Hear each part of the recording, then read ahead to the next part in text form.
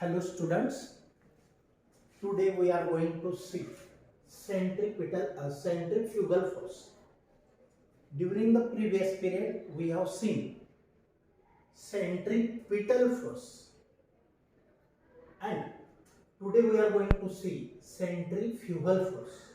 मागच्या तासाला आपण सेंट्रिपिटल फोर्स पाहिला आणि त्याचा पुढचा पार्ट आहे सेंट्रिफ्युगल फोर्स. आता या दोघांमधलं डिस्टिंग्विश विचारलं जाऊ शकतं म्हणून असे जे पॉइंट्स आहेत हे पॉइंट्स सेंट्रिपिटल आणि सेंट्रिफ्युगल तर डिस्टिंग्विशिंग येऊ शकतं. बोर्डासाठी नेहमी विचारला जाणारा प्रश्न आहे.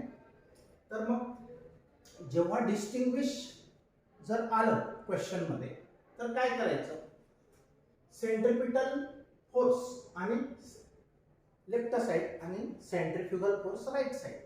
तर एका साइडला सेंट्रिपिटलची डेफिनेशन, दुसऱ्या साइडला सेंट्रिफ्युगलची डेफिनेशन, नंतर फॉर्म्युला, नंतर हे दोघं फॉर्म्युले पॉइंट सेपरेट करू शकतात. तर या प्रत्येक पॉइंटला हाफ हाफ मार्क्सचं वेटेज असतं. म्हणजे याचे जसे मी पॉइंट आउट केले की सेंट्रिफ्युगल फोर्सचे तसेच सेंट्रिपिटल फोर्सचे पण हे पॉइंट्स सेपरेट करायचे. फक्त याला करस्पॉन्डिंग जो पॉइंट असेल सेंट्रिफ्युगलच्या सेंट्रिपिटलच्या करस्पॉन्डिंग सेंट्रिफ्युगल म्हणजे जसा असेल तो करस्पॉन्डिंग पॉइंट समोर पॉइंट येऊ द्यायचा. आता बघा आपण सेंट्रिपिटल फोर्स शिकलो. सेंट्रिपिटल फोर्सची डायरेक्शन ही सपोज हा पार्टिकल आहे. This particle is moving along the circumference of a circle and this particle is ever attracted towards the center of the circular path. This force acting on the particle is called centripetal force, which is pulling the particle towards the center and whose direction is also towards the center. But centripetal force and centrifugal force both are different, opposite. Their directions are opposite. Suppose this one is the particle and its motion is going on the circular path. At the same time, when centripetal force is acting on the particle towards the center, at the same time centrifugal force is also acting on the particle, but the direction of centrifugal force is away from center and along the radius and away from the center. तर बघा मग centrifugal फोर्सची definition काय आहे. The force acting on a particle, पार्टिकलवर act होणारा force, act म्हणजे प्रयुक्त होणारा फोर्स, बल. The force acting on a particle performing UCM, की जे पार्टिकल युनिफॉर्म सर्क्युलर मोशन मध्ये आहे, which is along the radius म्हणजे रेडियस द्वारा and directed away from centre. या सेंटर पासून त्याची डायरेक्शन अवे असते, जाणारी असते. अलॉंग द रेडियस म्हणजे रेडियस द्वारा and directed away from the center of the circle is called centrifugal force. समजलं.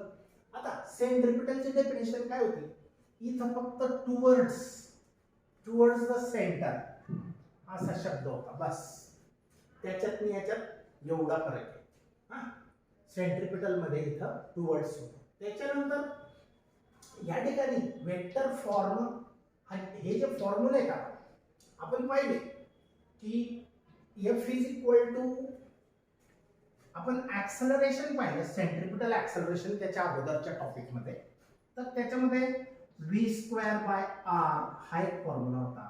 नंतर r ओमेगा स्क्वेअर, नंतर v ओमेगा असा होता. हे ऍक्सलरेशन होतं, सेंट्रिपिटल ऍक्सलरेशनचे फॉर्म्युला. ह्याला जर फोर्स बनवायचं असेल तर काय करायचं, सिंपली मासने मल्टिप्लाय करायचं. कारण सेकंड लॉ न्यूटनचा काय आहे, mass into acceleration is the force. म्हणून या प्रत्येक फॉर्म्युल्याला जर आपण m ने मल्टिप्लाय केलं तर mv स्क्वेअर अपॉन r. तर बघा v स्क्वेअर अपॉन r ला m ने मल्टिप्लाय केलं, याला पण m ने मल्टिप्लाय केलं mr ओमेगा स्क्वेअर, याला पण m ने मल्टिप्लाय केलं mv ओमेगा. तर अशा प्रकारे हा फॉर्म्युला मागच्या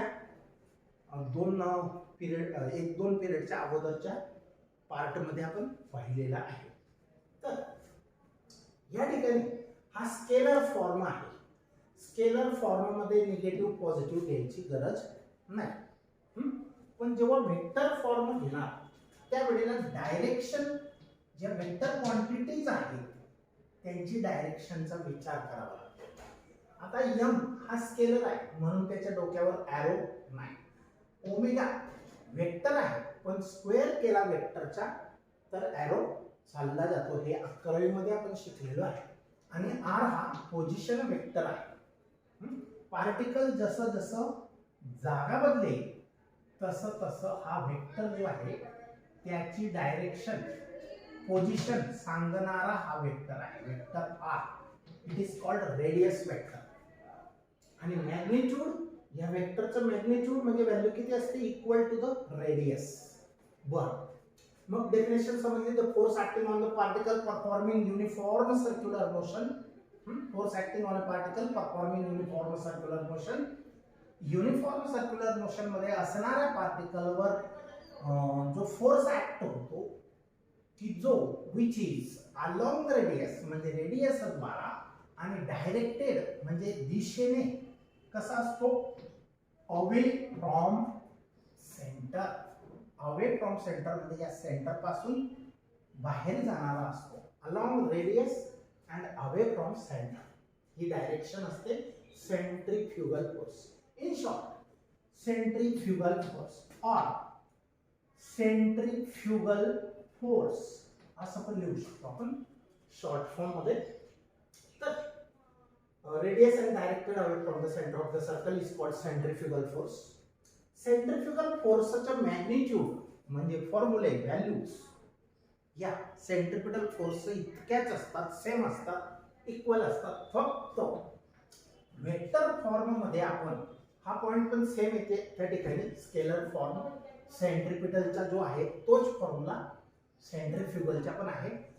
पण या ठिकाणी वेक्टर जो फॉर्म आहे here it is positive and in centripetal force here it is negative.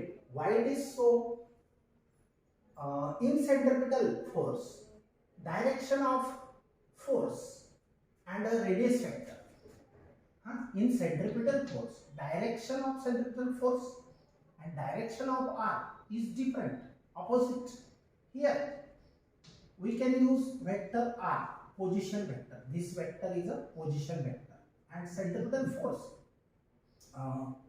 direction of r is away from the center and direction of centripetal force is towards the center from the particle and along the radius. So here the direction of force and radius vector or position vector is different in centripetal force, opposite. So in centripetal force here negative sign appears, but in centrifugal force direction of centrifugal force and radius vector is same. So here no negative sign is there, that is it is positive. It is in vector form. It is a pseudo force arises in non inertial frame of reference. हा जो force आहे centrifugal force हा pseudo force आहे. Pseudo म्हणजे काय, false, fictitious किंवा खोटा force. हा फक्त नॉन इनर्शियल फ्रेम मध्ये असतो. आणि जो सेंट्रिपिटल होता तो कोणत्या फ्रेम मध्ये होता, इनर्शियल फ्रेम मध्ये होता, नॉन नाही इनर्शियल फ्रेम मध्ये तो होता. म्हणजे तिथं अराइज होतो, निर्माण होतो.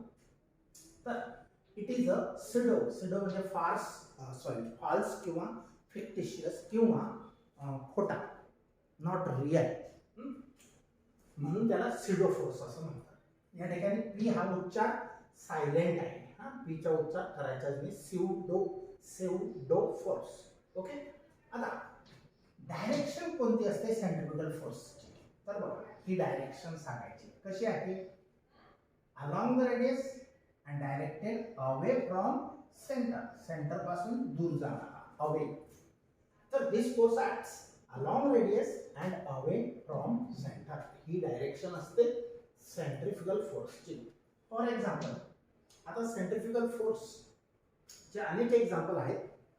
तर फॉर एक्झाम्पल, कारमध्ये बसलेले जे पॅसेंजर आहेत, passenger sitting in the car, when a driver of the car takes a sudden turn to the left, the passengers get pushed towards the right.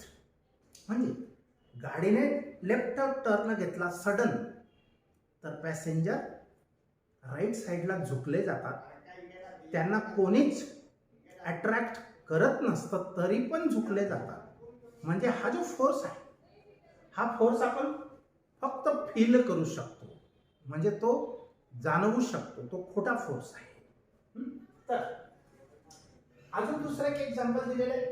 A bucket full of water is rotated in a vertical circle.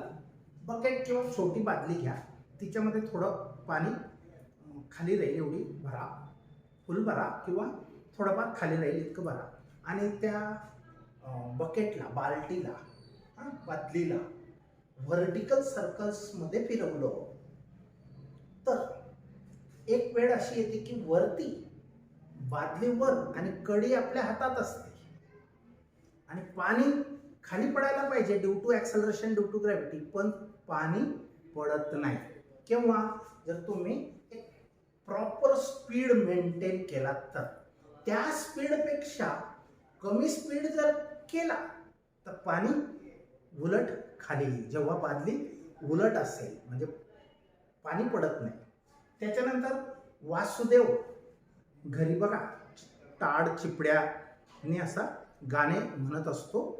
तर वासुदेवाला जेव्हा आपण दक्षिणा म्हणून खेड्यांवरती ते फिरत असतात, मोरपीस लावलेले टोपी असते त्यांची, किंवा जुडी पण असते, तर ते गावोगाव फिरत असताना खेडेगावातले लोक त्यांना सुपामध्ये, बांबूचं सूप असतं ना, धान्य निवडायचं, त्या सुपामध्ये डाळ किंवा एक दोन प्रकारचं धान्य किंवा अजून दोन तीन ॲटम असं देत असतात. मग तो त्या सुपाला अशी गिरकी घेतो आणि ते सूप अक्षरशः उभं करून देतो, तरी एक दाणा सुद्धा त्याच्यातला पडत नाही. मग याला काय कारण आहे? याला सेंट्रिफ्युगल फोर्सचं कारण आहे. कारण एक प्रॉपर स्पीड मेंटेन केला, जसं बकेटमध्ये, जसं बकेटचं एक्झाम्पल घेतोय आपण, बकेटमध्ये a bucket full of water is rotated in a vertical circle. पाण्याची छोटीशी बादली घेऊन उभ्या वर्तुळामध्ये फिरवली, तर ॲट अ पर्टिक्युलर स्पीड, हा स्पीड फार महत्वाचा आहे. ॲट अ पर्टिक्युलर स्पीड म्हणजे विशिष्ट वेगाने त्याला फिरवावं लागेल, नाही तर पाणी पडून जाईल. सो दॅट जेणेकरून वॉटर डज नॉट फॉल, पाणी खाली पडत नाही. दिस इज बिकॉज, याला कारण weight of water is balanced by centrifugal force acting on it. म्हणजे जे बादलीमधल्या पाण्याचं जे वेट आहे, वजन आहे, त्याला कोण बॅलन्स करतो? वजन खाली असतं म्हणजे पाणी खाली पडायला पाहिजे, पण त्याला बॅलन्स कोण करतो? Centrifugal force. म्हणजे ती असं जे सेंटरकडून बाहेरच्या दिशेला, वरती बॉटम आणि खाली कडी, मध्ये पाणी, पाण्याला पडायला जागा आहे तरी पण पाणी पडत नाही. पण तो स्पीड कसा पाहिजे? पर्टिक्युलर पेक्षा जास्त किंवा कमीत कमी पर्टिक्युलर असला पाहिजे. त्याच्यापेक्षा कमी नाही चालणार, जास्त राहिला तर चालेल स्पीड फिरवण्याच्या. तर बघा या ठिकाणी आपल्याला this is because weight of water is balanced by centrifugal force acting on it. Centrifugal फोर्समुळे त्या पाण्याचं वजन हे बॅलन्स केलं जातं. म्हणजे सेंट्रिफ्युगल फोर्स हा त्या पाण्याला वरती ढकलतो आणि वेट हा खाली ढकलतो पाण्याला. परंतु दोघंही काहीच होत नाही, म्हणजे ते इक्वली एकमेकांना कॅन्सल आउट करतात. ओके, आता पुढचं बघूया. पुढचा टॉपिक हा 3 मार्क्सला एक्सप्रेशन येऊ शकतं. आता हे एक्सप्रेशन काय आहे? हे एक्सप्रेशन आपल्याला मिळवायचे अतिशय इम्पॉर्टंट एक्सप्रेशन आहे, लक्षात ठेवा. हे समजलं तर पुढचा टॉपिक तरच समजेल. ऍक्च्युअली हा व्हिडिओ YouTube मधून डिलीट झाला, माझ्याकडून नजर चुकीने अनावधानाने डिलीट झाला. हा परत घ्यावा लागला आणि याच्यानंतर जो दुसरा टॉपिक होता त्याचा तुम्हाला सेंड केला गेलेला आहे. तर तुम्ही काय करायचं, तो बघितला गेला असेल तरी हा अगोदर बघा आणि मग त्याला बघा, तुम्हाला एकदम इझी वाटेल. मी तसं तुम्हाला परत रिसेंड करेल दोघं. तर 1.3 टॉपिक नंबर 1.3 बघा, applications of uniform circular motion. ह्या UCM चे UCM युनिफॉर्म सर्क्युलर मोशनचे ऍप्लिकेशन्स कुठं कुठं युनिफॉर्म सर्क्युलर मोशन शिकलेलं कामात येतं. तर बघा, व्हेकल 1.3.1 व्हेकल अलॉंग ए हॉरिझॉन्टल सर्क्युलर ट्रॅक. व्हेकल म्हणजे वाहन, कोणतं पण वाहन, 4 wheeler 2 wheeler 3 wheeler, along a horizontal म्हणजे आडवा, सर्क्युलर ट्रॅक, ट्रॅक म्हणजे रस्ता, सर्क्युलर म्हणजे असा, सर्क्युलर ट्रॅक, कर्व आहे, कर्व.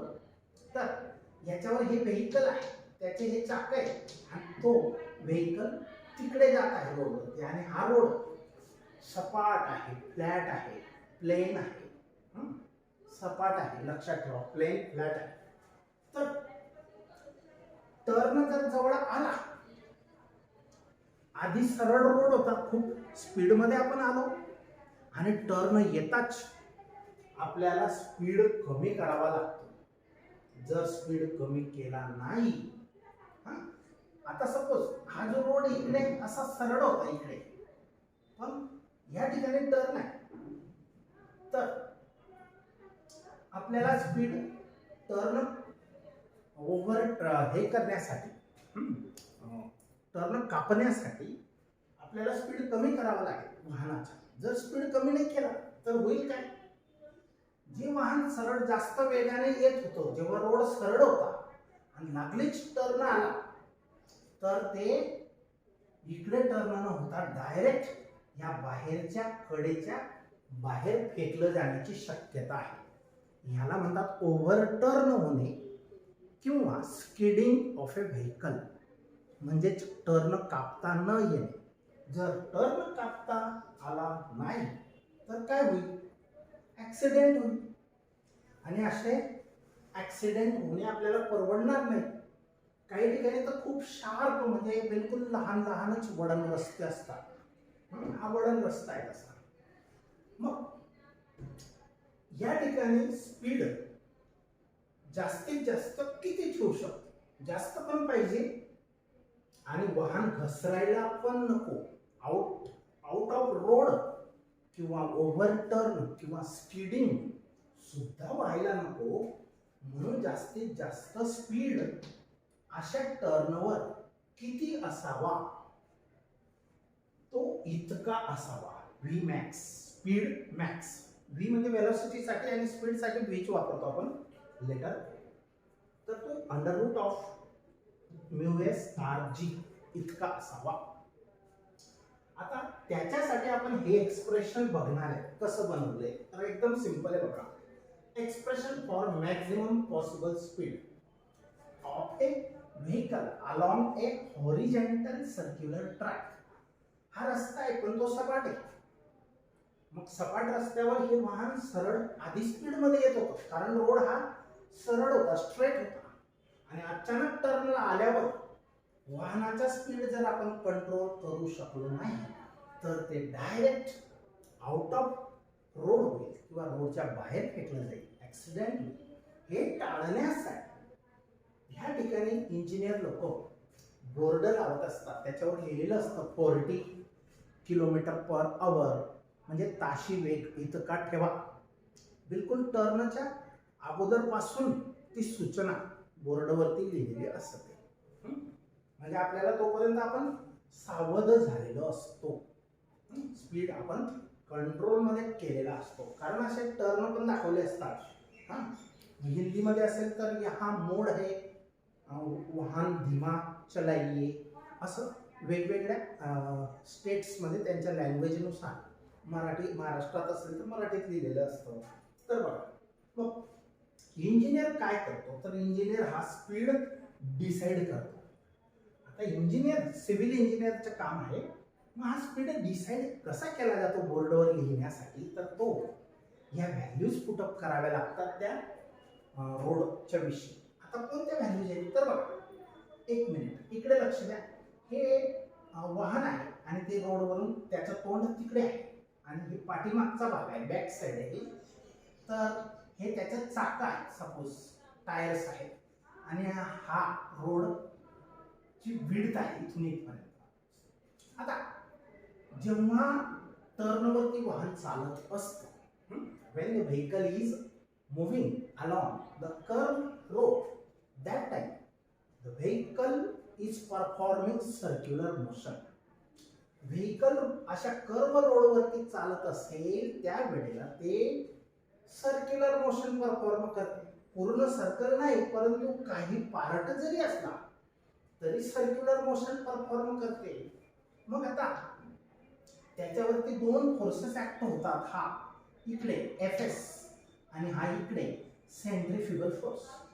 आणि या सेंट्रीफ्युगल फोर्समुळेच ते वाहन तिकडे रोडच्या बाहेर फेकलं जाण्याची शक्यता असते, ऍक्सिडेंट होण्याची शक्यता असते. तर आता बघा, या व्हेकलचं मास m आहे.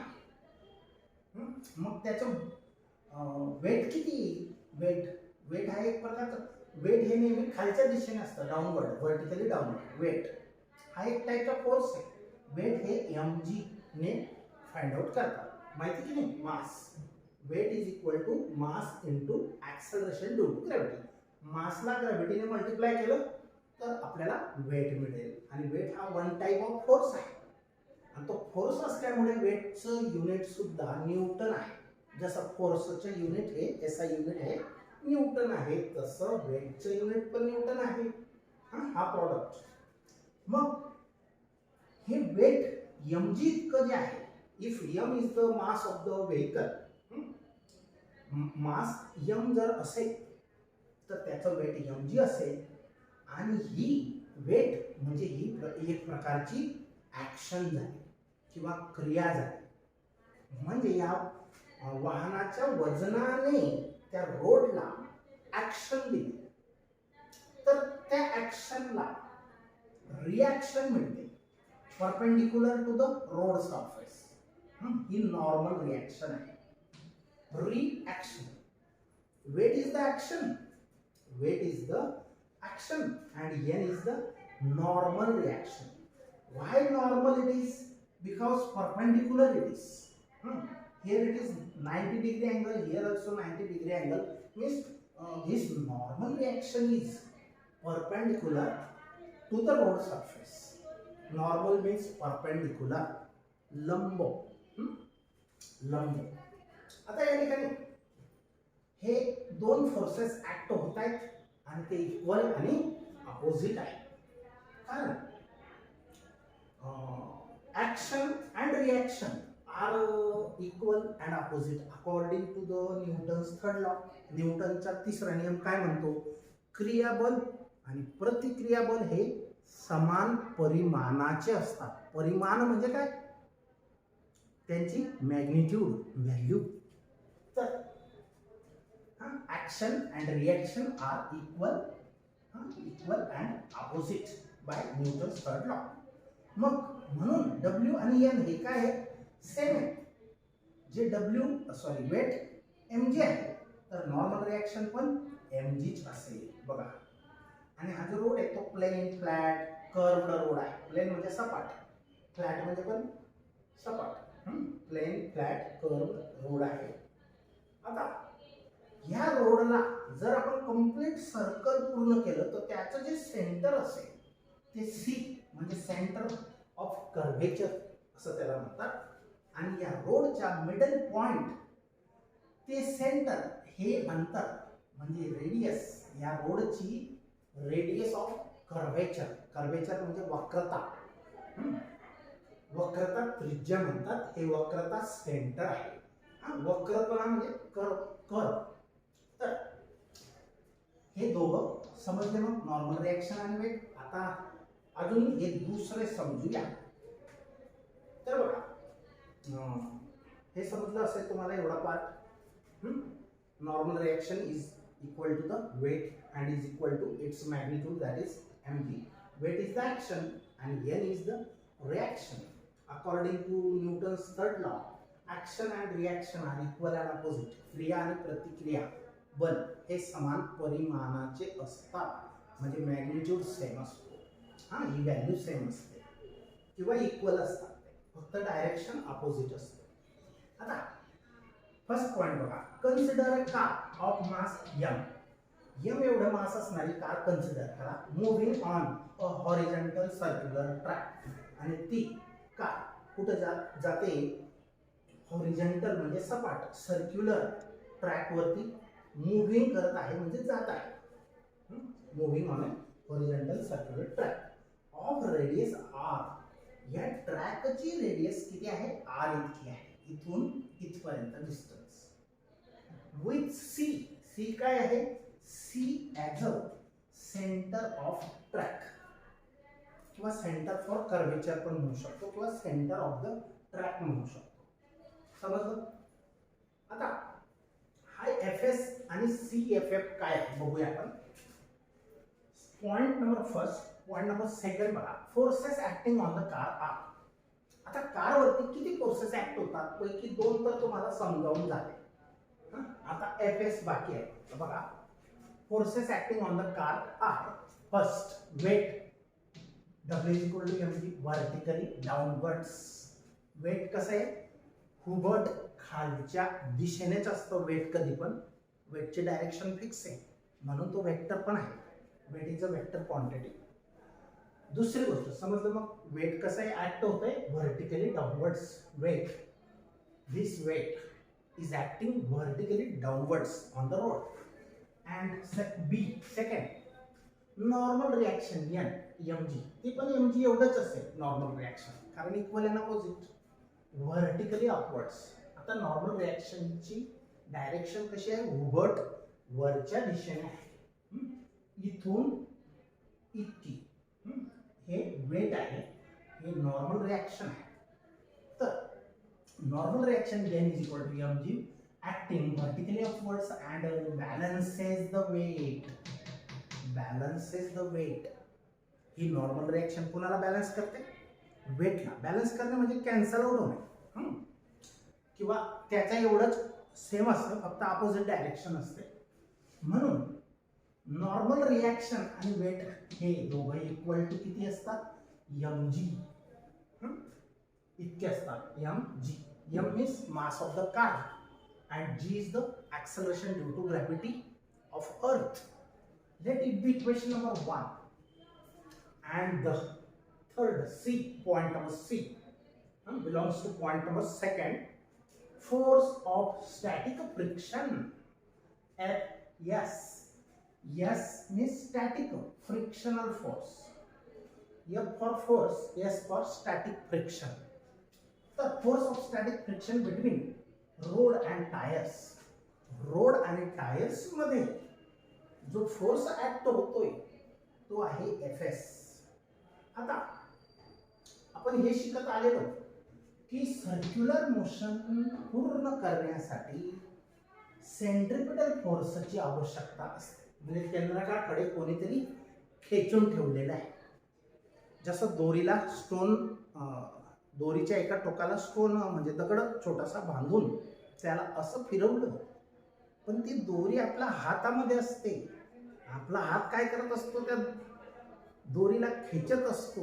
मग तो जो फोर्स आहे, म्हणून तो स्टोन सुटून बाहेर जाऊ शकत नाही. तो केंद्रकाकडे त्याचा ओघ असतो एव्हरी टाइम. आणि असा जो दोरी ही रेडियस आहे, string is a radius and our hand is pulling that string so that we can revolve this stone which is tied to one of the end of the string, and another end of the string is in your hand which is fixed to hand. So this force which is pulling to stone towards our hand, that is called centripetal force. मग तो centripetal force असतो. Centripetal force असेल तरच तो turn होईल आणि circular motion perform करेल. मग सेंट्रिपिटल फोर्स हा सर्क्युलर मोशन साठी नेसेसरी इसेन्शियल फोर्स आहे. तर पण हा जो फोर्स ऑफ स्टॅटिक फ्रिक्शन आहे हा इक्वल टू सेंट्रिपिटल फोर्सच असेल, कारण सेंट्रिपिटल फोर्सचा मॅग्निट्यूड हा सेंट्रिपिटलचा पण सेमच होता. हा पॉइंट म्हणजे मॅग्निट्यूड सेम आहे दोघांचं, फक्त डायरेक्शन आर आणि एफ ची इथं सेम आहे म्हणून पॉझिटिव्ह, आणि सेंट्रिपिटल मध्ये आर ची हा आर आणि हा एफ यांची डायरेक्शन अपोजिट असते म्हणून तिथं निगेटिव्ह असतो. हा कोणामध्ये? सेंट्रिपिटल मध्ये निगेटिव्ह असतो. आता पण मॅग्निट्यूड हे आहे. आता या तिघ फॉर्म्युल्यांपैकी कोणता आपण यूज करू शकतो? आपण सपोज हा यूज करूया. mv² upon r is the, आता फ्रिक्शनल फोर्स, एक just minute, force of static friction Fs between road and tyres. तर रोड आणि टायर मध्ये जो फ्रिक्शनल फोर्स असतो, फ्रिक्शन म्हणजे काय? घर्षण बल. घर्षण बल तो Fs असतो. आणि frictional force balances the centrifugal force. बघा हे sentence, frictional force balances the centrifugal force. आता सेंट्रिफ्युगल किंवा पिटल दोघांचं मॅग्निट्यूड सेम आहे, फक्त डायरेक्शन अपोजिट आहे. मग सेंट्रिफ्युगल फोर्स हा इथं यूज केला आणि फ्रिक्शनल फोर्स इथं यूज केला. बॅलन्स करणे म्हणजे काय? इक्वल असणे. म्हणून Fs force of static friction is equal to mv² upon r. Here m is the mass of the vehicle, v is the speed of vehicle, and r is the radius of curvature of the circular track or road surface. Let it be equation number 2. Divide this equation 2 by 1. Why? Because we want to find the value for v. v ची value पाहिजे आहे म्हणून आपल्याला याला याने divide करा. 2 ला 1 ने डिवाइड केलं.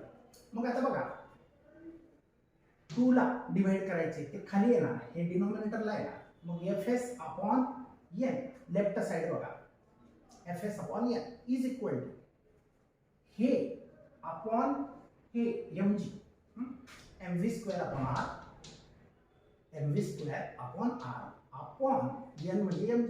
याची व्हॅल्यू इथं ठेवली, याची व्हॅल्यू इथं ठेवली, डिवाइड केलं. m gets cancel, m cancel होतो. म्हणजे मासवर स्पीड डिपेंड नसतो. म्हणजे वाहन छोटं असो का लोडेड असो, हेवी लोड आहे, त्याच्यावर हे फोर्स अवलंबून नसतो. लक्षात ठेवा. म्हणजे हा रेशो Fs अपॉन n. मग आता बघा हा जी खाली आहे ना तो r ला मल्टिप्लाय होईल according to the rule of mathematics. मग v² upon r into g, rg हाच ratio. This implies that m cancel होऊन शिल्लक काय राहिलं? v² upon r upon g, v² upon r upon g. हा g या r ला मल्टिप्लाय केला, काय मिळतंय आपल्याला? v² upon rg.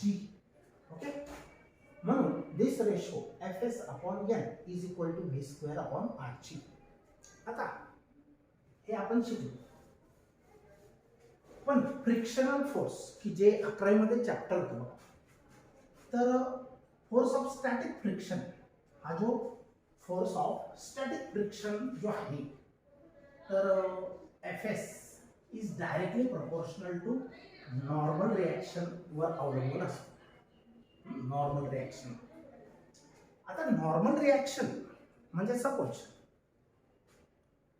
एखादा ब्लॉक आहे, वुडन ब्लॉक, आणि तो टेबलवर ठेवलेला आहे, त्याचं वजन खालच्या दिशेने ऍक्ट होईल त्या ब्लॉकचं, वुडन ब्लॉकचं, आणि टेबलचा सरफेस त्या ब्लॉकला वरती म्हणजे नॉर्मल रिॲक्शन परपेंडिक्युलर, तर ती नॉर्मल रिॲक्शनला हा स्टॅटिक फ्रिक्शन म्हणजे फ्रिक्शन होतंय, वुडन ब्लॉक टेबलवर ठेवलेला आहे तरी त्याचं फ्रिक्शन होत आहे आणि त्याला म्हणतो स्टॅटिक फ्रिक्शन. स्टॅटिक म्हणजे स्थिर. फ्रिक्शनचे 2-3 प्रकार आहेत, rolling friction, kinetic friction. Kinetic म्हणजे गतीमध्ये असतानाचं होणारं फ्रिक्शन, रोलिंग म्हणजे बॉडी रोल होते ते फ्रिक्शन, आणि हे स्टॅटिक फ्रिक्शन. तर त्या चॅप्टरमध्ये असं होतं की force of static friction is directly proportional to normal reaction and for equality जर करायची असेल तुम्हाला तर Fs इक्वल टू काय लिहिणार तुम्ही? Fs is equal to mu S into N.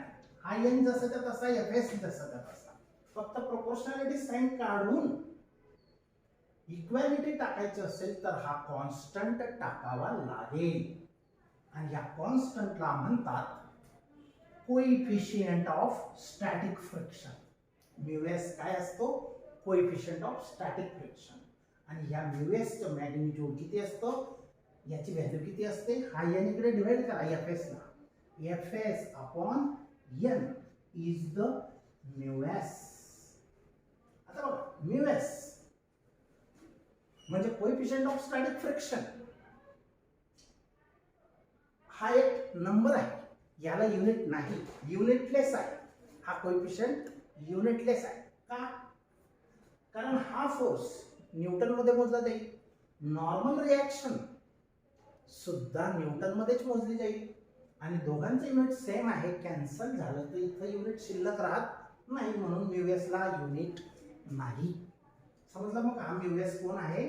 Coefficient of static friction. आणि हा या रेशो, ह्याच्या बदल्यात आपण हा यूज करू शकतो.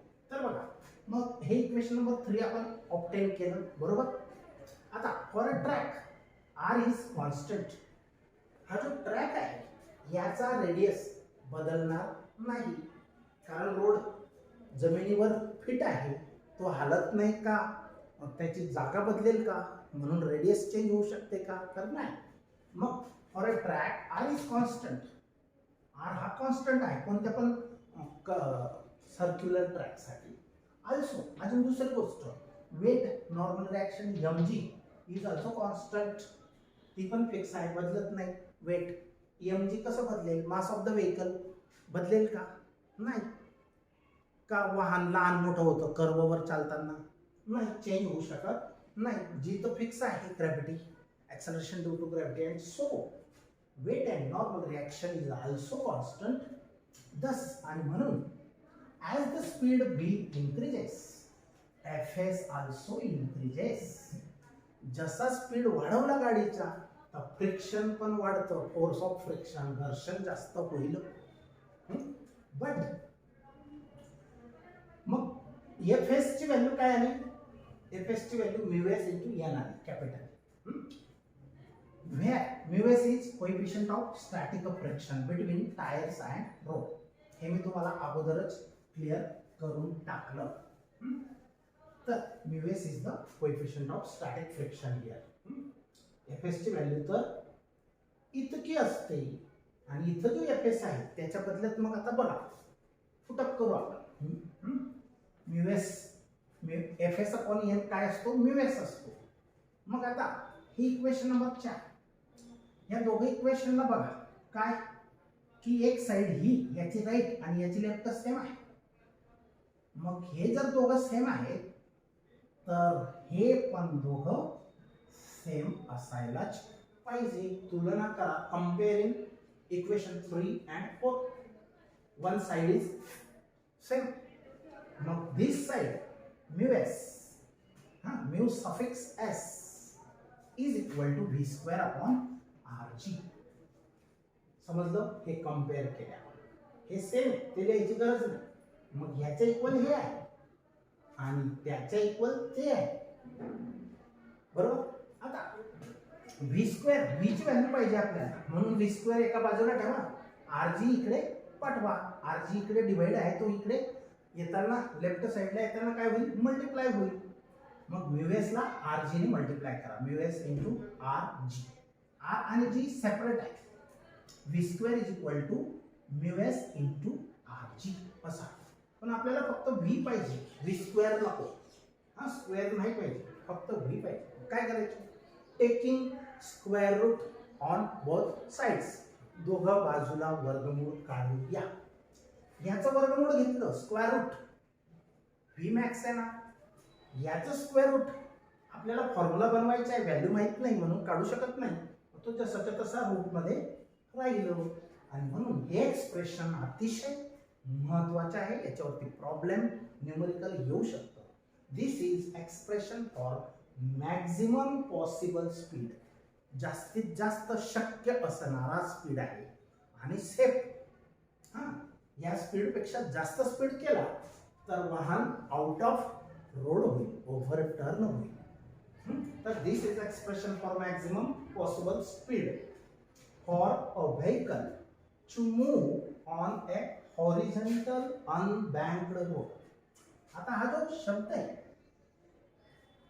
अनबँक्ड, हा शब्दाचा अर्थ पुढच्या याच्या नंतरचा जो पिरियड आहे त्याच्यामध्ये सांगितलं गेलेलं आहे, परंतु हा डिलीट झालेला परत मला घ्यावा लागला. Okay, now will stop here.